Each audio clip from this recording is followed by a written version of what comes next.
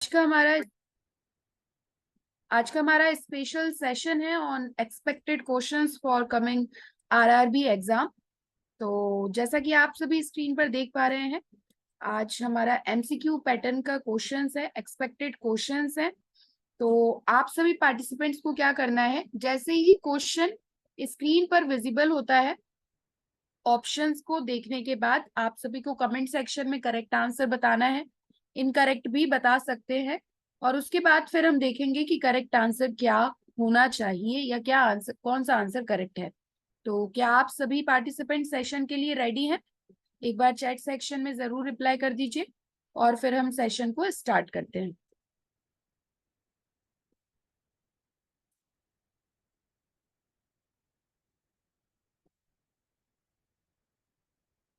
Okay, तो सुकृति जी का message यहाँ पर आ चुका है एंड आई होप सभी पार्टिसिपेंट्स को मेरी ऑडियो विजिबल है। काफी सारे पार्टिसिपेंट्स हैं, तो अगर सभी पार्टिसिपेंट्स रिप्लाई कर देंगे तो काफी बेहतर होगा। अदरवाइज फिर हम सेशन को स्टार्ट करेंगे।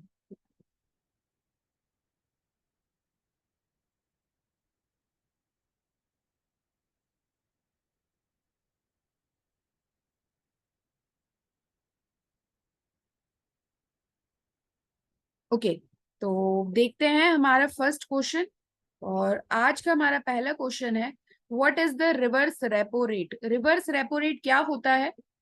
आरबीआई मनी लैंड करती है बैंक को इस रेट पर, आरबीआई मनी बोरो करती है बैंक से इस रेट पर, गवर्नमेंट लैंड करती है मनी बैंक को इस रेट पर, या फिर नन ऑफ दी अबव। बताइएगा क्या होना चाहिए करेक्ट आंसर।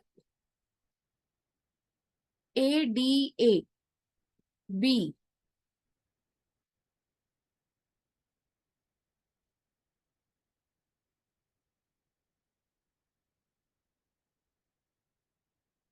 तो देखते हैं करेक्ट आंसर क्या है, और इस क्वेश्चन का करेक्ट आंसर है बी। आरबीआई मनी बोरो करती है बैंक से इस रेट पर और इसे हम कहते हैं रिवर्स रेपो रेट। ठीक, तो जिस भी पार्टिसिपेंट का आंसर गलत गया है, अब नेक्स्ट आंसर सही बताने की कोशिश कीजिएगा। What is full form of S L R? S L R का फुल फॉर्म क्या है? Standing liquidity ratio, statutory liquidity ratio, statutory liquidity reserve और नन ऑफ द अबव। तो सभी पार्टिसिपेंट्स का आंसर आ रहा है B, statutory liquidity ratio. Okay,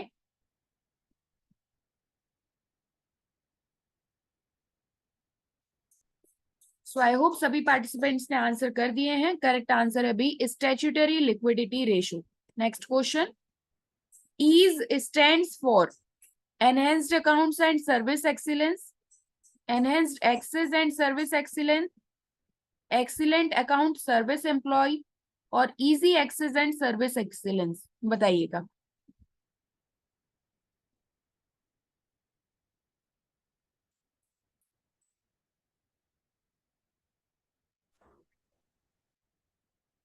एक ऑप्शन आया है डी, बाकी सभी पार्टिसिपेंट्स के यहाँ पर आंसर आ रहे हैं बी, मतलब enhanced access and service excellence. Okay, देखते हैं करेक्ट आंसर। करेक्ट आंसर है B, enhanced access and service excellence. Okay, next question, a minor can independently open a SB account which is correct. तो minor जो independently SB account open कर सकता है, तो इसमें से करेक्ट क्या होगा? सभी माइनर्स की एज 15 ईयर्स कंप्लीट होनी चाहिए, 10 ईयर्स कंप्लीट होनी चाहिए,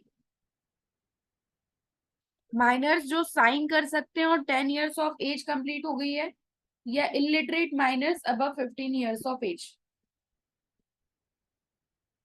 तो बी और सी आप सभी के आंसर आ रहे हैं। आइए देखते हैं करेक्ट आंसर, और करेक्ट आंसर है सी, माइनर्स जो साइन कर सकते हैं और उन्होंने एज कंप्लीट कर ली है 10 ईयर्स। नेक्स्ट क्वेश्चन,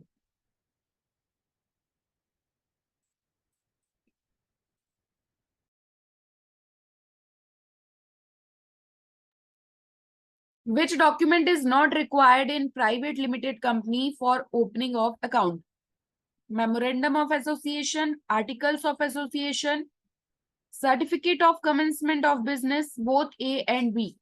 तो प्राइवेट लिमिटेड कंपनी को अकाउंट ओपन कराने के लिए कौन से डॉक्यूमेंट की आवश्यकता नहीं होती है? एमओए, एओए, सीओसी या both A and B?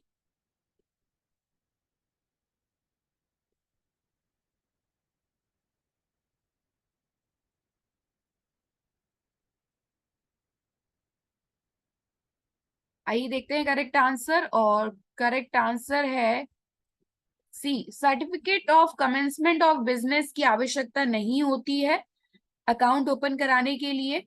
Otherwise MOA और एओए दोनों ही जरूरी है अकाउंट ओपनिंग के लिए। आई थिंक किसी ने क्वेश्चन गलत तो नहीं समझा था कि कौन से डॉक्यूमेंट की जरूरत होती है, इस बेसिस पर तो नहीं दिया किसी ने आंसर? Yes ma'am. वही, क्योंकि सभी, काफी क्या, सभी पार्टिसिपेंट्स के आंसर आए हैं डी, और शायद आप सभी ने क्वेश्चन को ऐसे समझ लिया कि रिक्वायर्ड कौन सा होगा, है ना? देखिए नेक्स्ट क्वेश्चन पर आते हैं।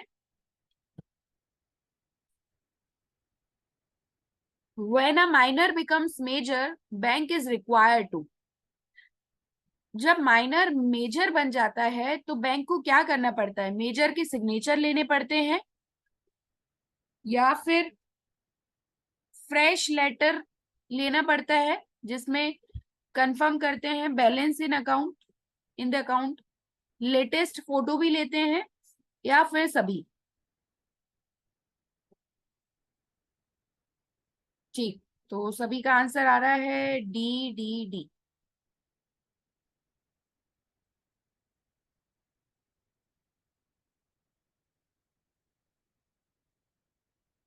ओके, तो लास्ट आंसर अगर हम देखें तो सतीश सर का आंसर आया है और मनीष सर का आंसर आया है। और यहाँ पर अब हम देखते हैं करेक्ट आंसर। करेक्ट आंसर है डी, ऑल दी अबव। मतलब कि अगर कोई माइनर मेजर बनता है तो उससे फ्रेश सिग्नेचर भी लेने हैं, balance confirming in the account भी लेटर लेना है, और latest photo of the major भी लेनी है। All the above. Next question.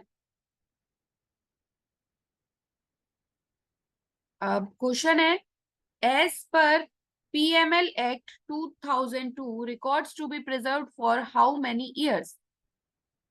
10 years, 5 years, 3 years, none of the above। PML Act 2002 के तहत कितने साल के लिए रिकॉर्ड्स रखने पड़ते हैं? सभी का आंसर आया है बी, एक आंसर आया है डी।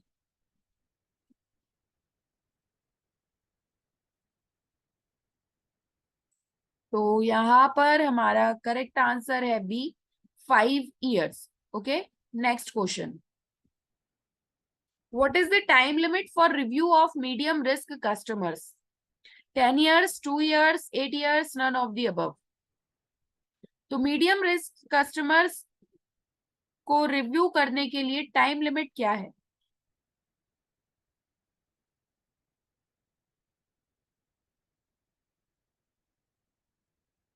तो सभी पार्टिसिपेंट्स के आंसर आ रहे हैं डी। आइए देखते हैं करेक्ट आंसर, और करेक्ट आंसर है सी, 8 years। हाँ, सी आ रहा था सभी का आंसर। करेक्ट है सी, 8 years। 8 वर्ष का टाइम लिमिट है मीडियम रिस्क कस्टमर्स को रिव्यू करने के लिए। Next question. Which type of report is mandatory for opening a current deposit account? Current deposit account open करने के लिए कौन सी रिपोर्ट मैंडेटरी है, मतलब नेसेसरी है? FIUIND report, CRILC report, IBA report और HO रिपोर्ट?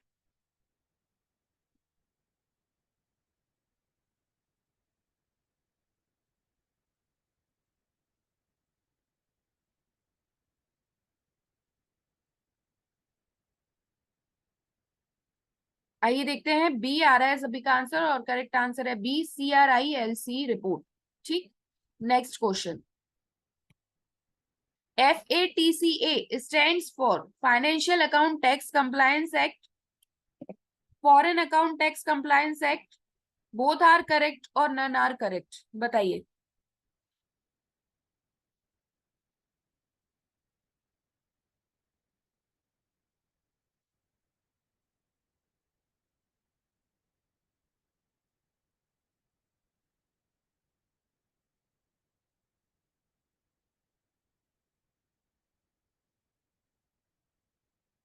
ओके, तो आइए देखते हैं करेक्ट आंसर। करेक्ट आंसर है B, foreign account tax compliance act. सभी का आंसर करेक्ट है, दोनों करेक्ट नहीं है।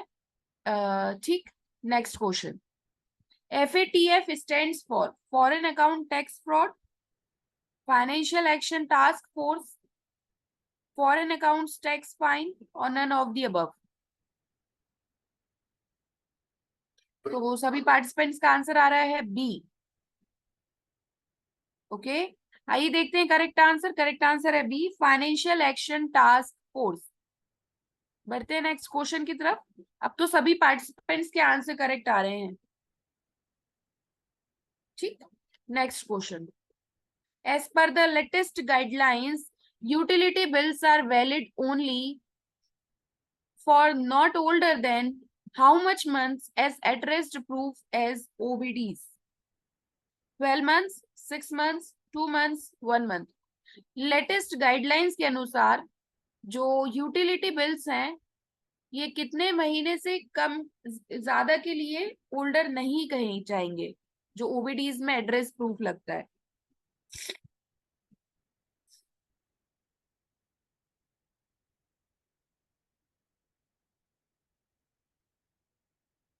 लेटेस्ट गाइडलाइंस के तहत यूटिलिटी बिल्स कब तक वैध रहेंगे, मतलब कितने महीने पुराने बिल को वैध नहीं माना जाएगा।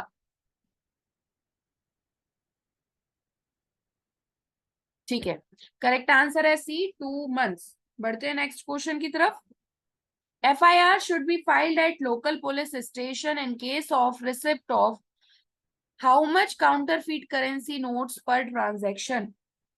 तो पुलिस स्टेशन में FIR फाइल करानी पड़ेगी अगर आपको काउंटरफीट करेंसी नोट्स कितने मिलते हैं पर ट्रांजैक्शन पर, 4, 5 एंड अबव, 3 और 1।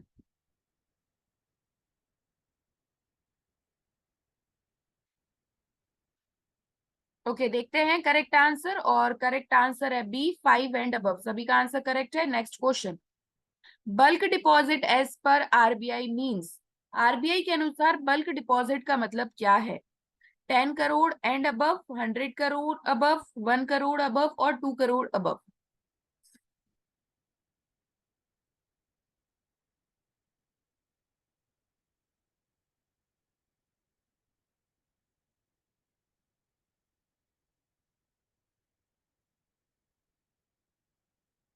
ओके, देखते हैं करेक्ट आंसर। करेक्ट आंसर है डी, सभी का आंसर करेक्ट है। कुछ आंसर गलत आए हैं, कोई दिक्कत नहीं है। तो 2 crore rupees and above bulk deposit होगा according to RBI। Next question. Capping on amount of compensation under the banking ombudsman scheme is 10 lakh, 15 lakh, 20 lakh, 25 lakh। तो वो जो कैपॉन होता है कंपेंसेशन अमाउंट पर बैंकिंग ऑम्बड्समैन स्कीम के तहत वो कितना होगा?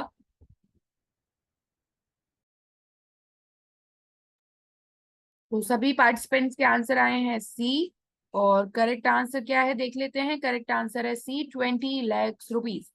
तो मीनाक्षी जी का आंसर करेक्ट है, आशुतोष जी, गजेंद्र जी, प्रिया जी, सभी का आंसर करेक्ट है। Next question. What is the time limit to get the information concerning the life and liberty of a person under RTI Act 2005? 12 hours, 24 hours, 48 hours, 30 days। अगर लाइफ और liberty से संबंधित information है person की RTI act 2005 के तहत, तो time limit कितनी होगी, कितने टाइम के अंतर्गत इंफॉर्मेशन प्रोवाइड करनी होगी? तो जो life and liberty of a person है ये मौलिक अधिकार दिया गया है भारतीय संविधान में। मतलब कि इंडियन कॉन्स्टिट्यूशन के अनुसार जो लाइफ एंड पर्सनल लिबर्टी है व्यक्ति की, वो उसका मौलिक अधिकार है और इसका कभी भी वायलेशन नहीं हो सकता। इसलिए कहा गया है कि यहाँ पर अगर लाइफ और लिबर्टी ऑफ अ पर्सन से रिलेटेड सूचना है RTI एक्ट 2005 के तहत, तो इन्हें 48 घंटे के अंतर्गत इंफॉर्मेशन प्रोवाइड करनी पड़ेगी। ठीक, तो टाइम लिमिट है इंफॉर्मेशन लेने की भी। Next question. What is the financial jurisdiction of district consumer courts under the Consumer Protection Act? तो फाइनेंशियल ज्यूरिसडिक्शन कितना है डिस्ट्रिक्ट कंज्यूमर कोर्ट का कंज्यूमर प्रोटेक्शन एक्ट के तहत? 50 लाख तक, 50 लाख से 2 करोड़ तक, 2 करोड़ से ऊपर, या फिर नन? बताइएगा।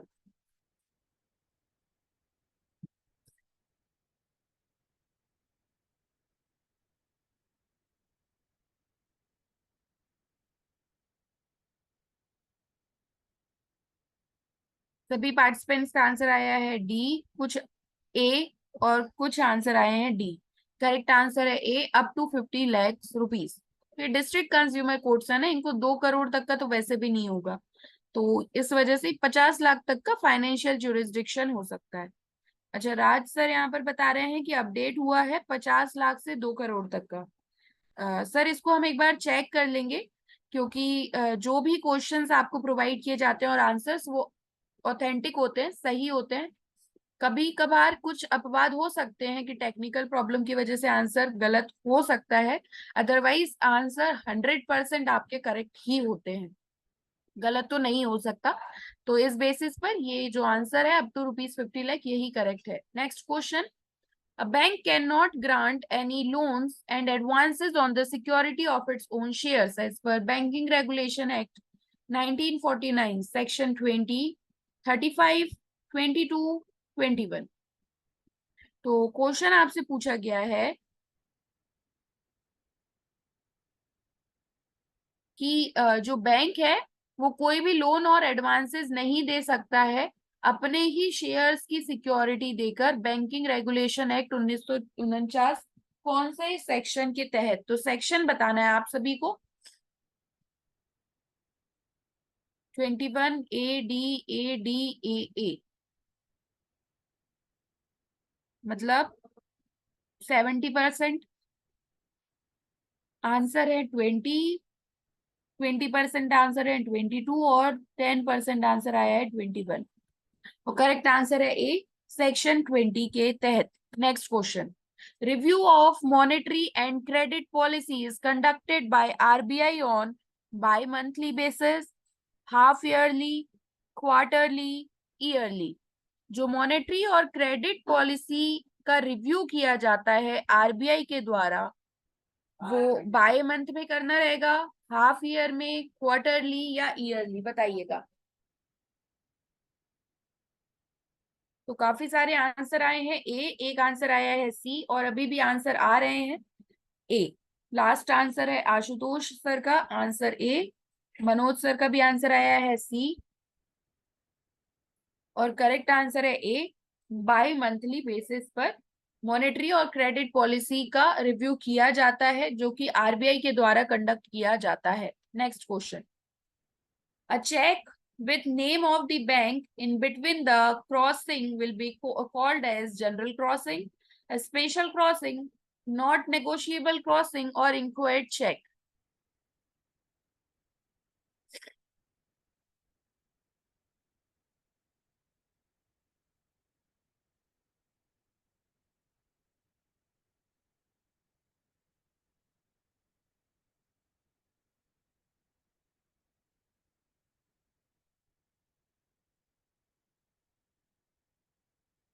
ओके, तो सभी पार्टिसिपेंट्स के आंसर आ रहे हैं अभी।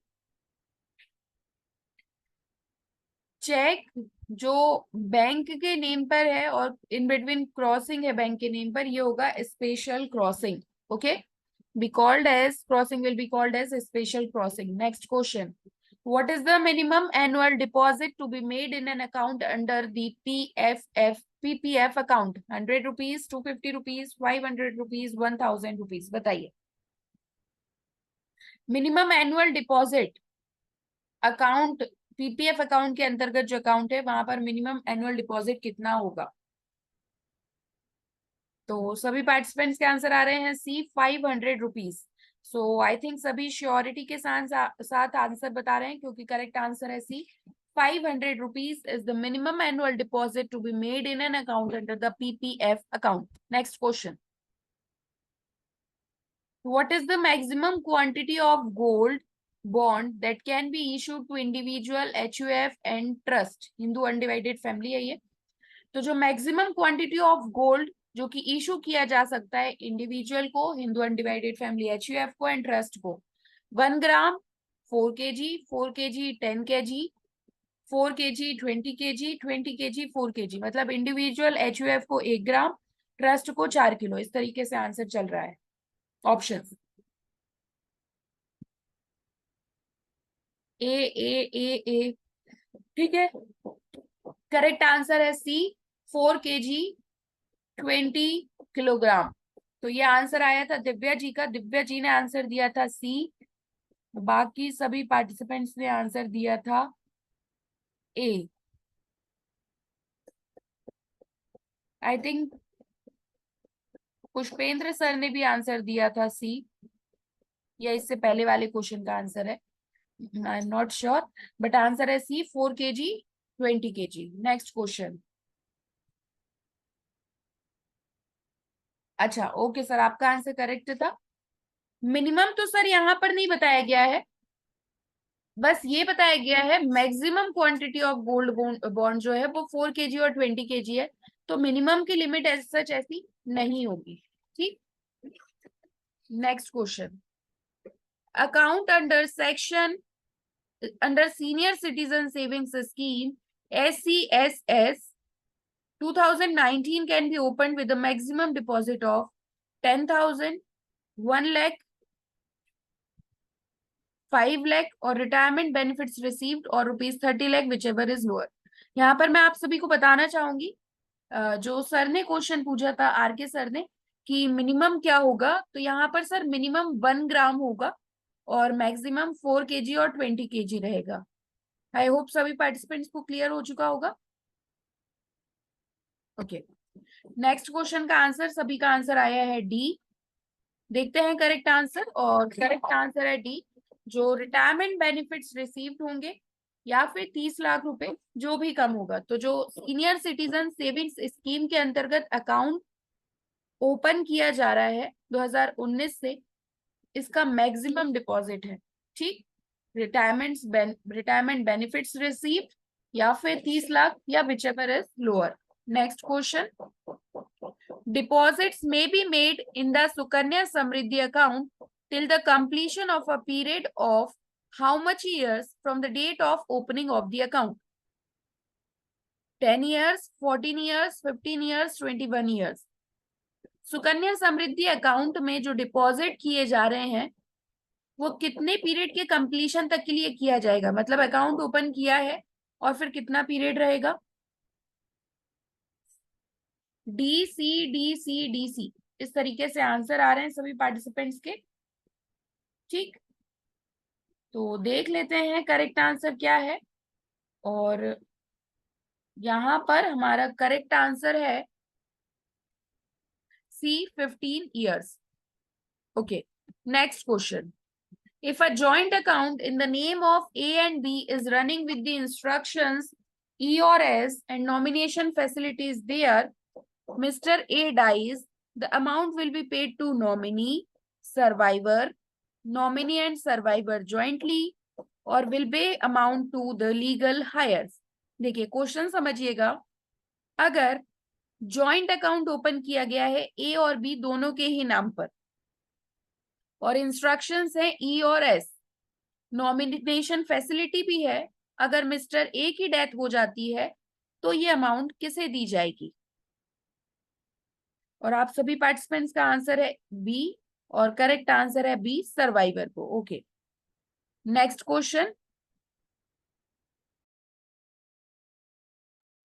Which of following is not a feature of soiled note? Soiled note के फीचर नहीं होंगे। Which of the following is not a feature of soiled note?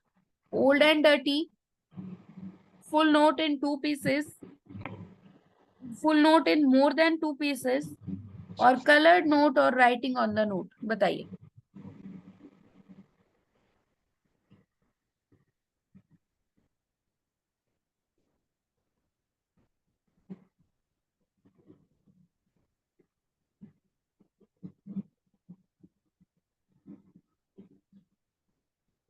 तो सभी पार्टिसिपेंट्स के आंसर यहाँ पर आए हैं A C A C A C C C।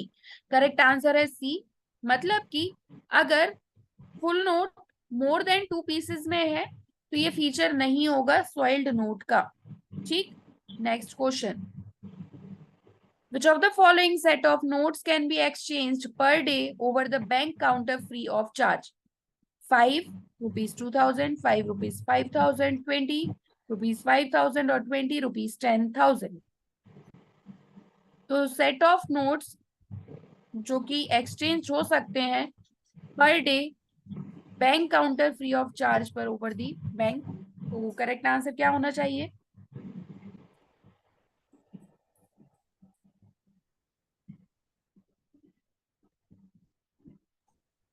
सभी पार्टिसिपेंट्स के आंसर आ रहे हैं सी।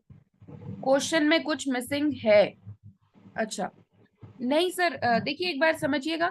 सेट ऑफ नोट्स पूछा है, जैसे 2000 के 5, 5000 के 5, 5000 के 20, 10,000 के 20, इस तरीके से पूछा गया है जो एक्सचेंज हो सकते हैं per day over the bank counter free of charge.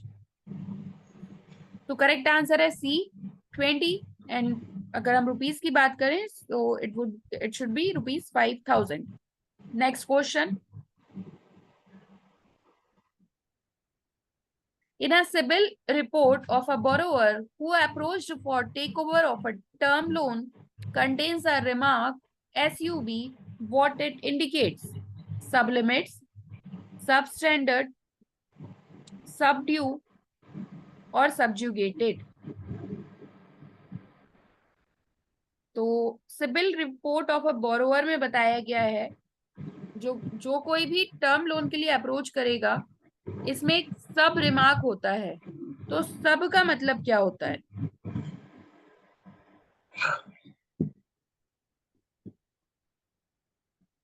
सब प्लीज माइक म्यूट कर लीजिए।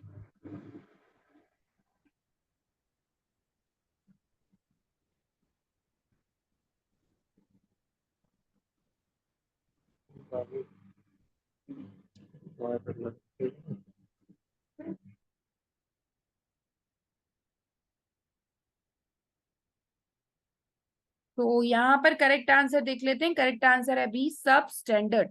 ठीक। Next question. What is the maximum carpet area allowed under Pradhan Mantri Awas Yojana for LIG category? LIG category के लिए मैक्सिमम कारपेट एरिया कितना अलाउड किया गया है प्रधानमंत्री आवास योजना के तहत? 60 square metre, 160 square metre, 200 square metre और 220 square metre.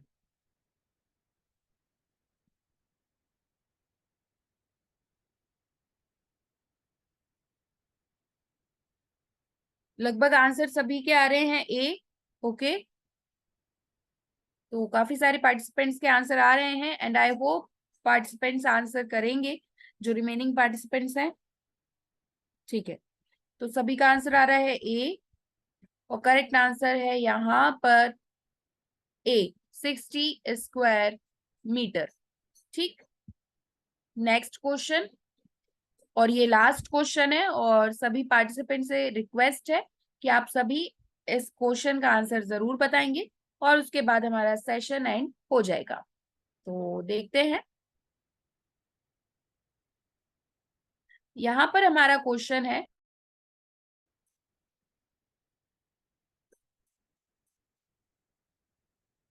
what is the maximum loan amount sanctioned to an individual household for renewable energy which can be covered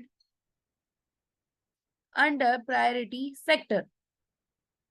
maximum loan amount जो sanction की जाती है इंडिविजुअल को house hold for renewable energy के लिए, तो ये प्रायोरिटी सेक्टर में कवर्ड होगी। 5 लाख, 10 लाख, 15 लाख, 20 लाख, बताइएगा।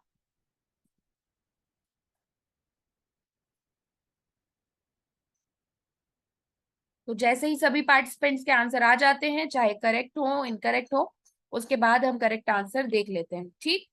तो जल्दी से सभी पार्टिसिपेंट्स आंसर बता दीजिए ताकि हम सेशन को कंप्लीट कर पाए।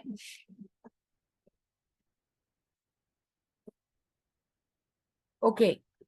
सो आई होप सभी पार्टिसिपेंट्स के लगभग आंसर आ चुके हैं और यहाँ पर हमारा करेक्ट आंसर है बी, 10 lakh rupees.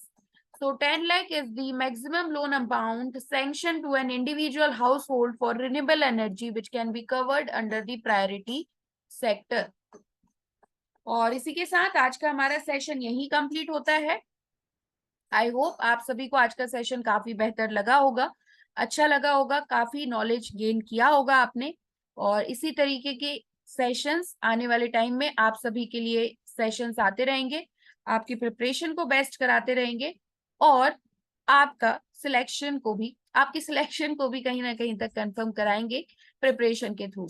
आज का हमारा शुभ विचार है, आज मेहनत कमाई से ज्यादा करो, फिर देखना एक दिन कमाई मेहनत से ज्यादा होगी. Thank you everyone. जी सर, सुकन्या वाला क्वेश्चन मैं क्लियर कर देती हूँ एक बार. उसमें पूछा गया था कि जैसे जब भी आपने अकाउंट ओपन किया है तब से लेकर कितनी एज के कंप्लीशन तक ये टोटल रहेगा, तो ये पूछा गया था 15 ईयर्स ऑफ एज रहेगा ये sir. Okay, so thank you everyone. अगर आप सभी पार्टिसिपेंट्स में से किसी का कोई फीडबैक है तो आप बिल्कुल कमेंट सेक्शन में बता सकते हैं, अदरवाइज हम सेशन को एंड करते हैं. विजय सर की क्लास है क्या मैम? अगर सर की क्लास होगी तो सर अभी आपको ग्रुप पर इन्फॉर्म कर देंगे एक बार. तो अगर ग्रुप पर जैसे ही लिंक आ जाती है तो आप समझ लीजिएगा आज सेशन है. एक बार आप ग्रुप पर कंफर्म कर लीजिए. Okay, thank you everyone. Session में बने रहने के लिए. मिलते हैं नेक्स्ट